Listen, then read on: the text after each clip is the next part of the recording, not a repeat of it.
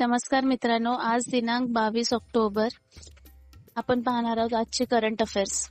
PM किसान समृद्धी योजना संदर्भात केंद्र सरकारने कोणती घोषणा केली? उत्तर, लाभार्थी नोंदणी ऑनलाईन पूर्णतः बंधनकारक. कृषी मंत्रालयाने जाहीर केले की 2025-26 पासून सर्व नोंदणी प्रक्रिया पूर्णतः डिजिटल स्वरूपात केली जाईल.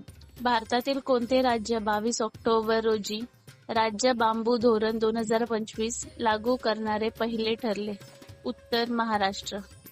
महाराष्ट्र सरकारने बांबू उद्योग व उत्पादन वाढवण्यासाठी बांबू मिशन पॉलिसी 2025 लागू केली आहे. 22 ऑक्टोबर 2025 रोजी भारत श्रीलंका दरम्यान कोणत्या विषयावर सहकार्य करार झाला? उत्तर, समुद्री सुरक्षा. दोन्ही देशांनी हिंद महासागर क्षेत्रात संयुक्त गस्त व माहिती शेअरिंगसाठी करार केला. नीती आयोगने 22 ऑक्टोबर रोजी प्रसिद्ध केलेल्या अहवालानुसार भारतातील रिन्युएबल एनर्जी कॅपॅसिटी किती गाठली आहे? उत्तर, 198 गिगावॅट. नीती आयोगच्या ताज्या आकडेवारीनुसार भारताने 2023च्या लक्ष्यातील जवळपास 66% क्षमता आधीच गाठली आहे. 22 ऑक्टोबर रोजी वर्ल्ड एनर्जी आउटलुक 2025 अहवाल कोणी प्रसिद्ध केला? उत्तर, इंटरनॅशनल एनर्जी एजन्सी. या अहवालात जागतिक ऊर्जा मागणी 2050 पर्यंत 25% वाढेल असा अंदाज व्यक्त करण्यात आला आहे.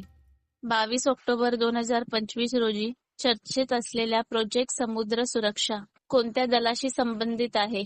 उत्तर, कोस्ट गार्ड. भारतीय कोस्ट गार्डने समुद्रातील तेल गळती आणि प्रदूषण नियंत्रणासाठी हा प्रकल्प सुरू केला आहे.